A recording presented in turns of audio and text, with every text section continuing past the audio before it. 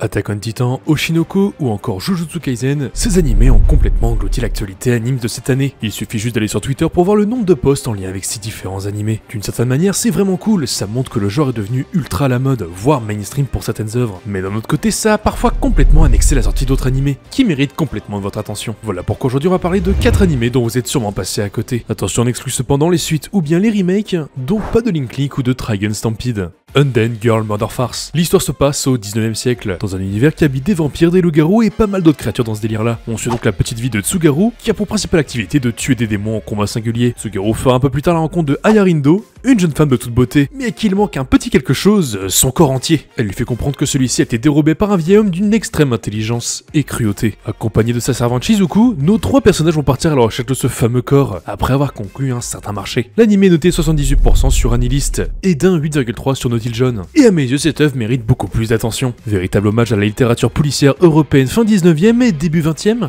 Undead est un animé extrêmement bien ficelé, que ce soit en matière d'intrigue et d'intérêt dans le scénario de l'œuvre. Il y a une vraie théâtralisation des personnages, qui est une nouvelle fois bien maîtrisée, qu'on remarque surtout avec Tsugaru. Et ça rajoute encore un élément dans cet hommage à la littérature. En matière purement technique, l'animé est franchement joli, ça bouge pas mal en matière d'animation. Et puis les combats sont magnifiquement bien chorégraphiés. Chaque perso a vraiment son style de combat à lui et son degré de violence qui est vraiment agréable à observer. Shonen d'une très grande qualité qu'on vous recommande fortement, ça vaut clairement le détour. Et c'est disponible sur Crunchyroll avec 13 épisodes. Skip and Loafer.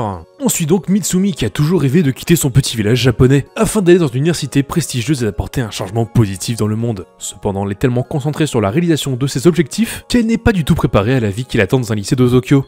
Heureusement, elle se lie rapidement d'amitié avec Shima, un garçon de sa classe avec l'impression que tout lui réussit. L'anime est noté 80% sur Anilist et de 8,5 sur Naughty John. Skip and Loafer, c'est clairement la définition de l'anime ancré dans notre époque, avec une modernité sociale et sociétale flagrante. Mitsumi, c'est une fille du monde rural qui découvre la vie urbaine en 2023 et surtout la vie de lycéenne. C'est le regard de la réussite scolaire, l'image qu'on veut se donner dans un groupe et à l'école, la question de l'amitié sincère ou non, les prises de position, etc. C'est finalement ce qu'on appelle la prise de maturité. Et clairement, cette œuvre, c'est la définition de ce qu'est la maturité.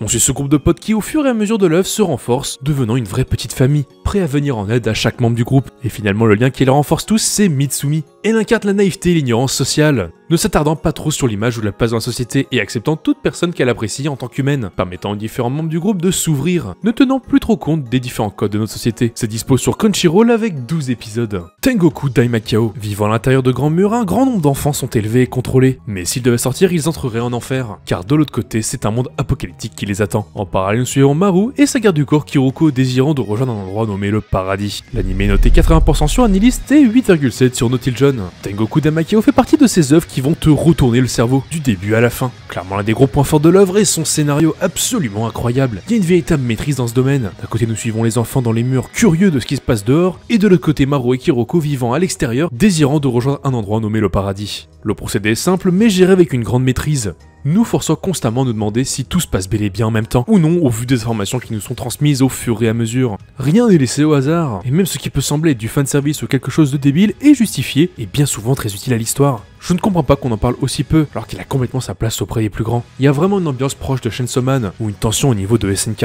Chaque perso a une psychologie bien détaillée, avec une ambition ciblée, tout en les rendant imprévisibles au moment de faire des choix douloureux. De plus, l'animation est juste magnifique, le travail de production IG est juste monstrueux, rivalisant largement avec des studios célèbres comme MAPPA ou Cloverworks. Si vous n'avez pas vu cette œuvre, sachez que vous passez sûrement à côté d'un des animés de l'année. C'est disponible sur Disney+, avec 13 épisodes.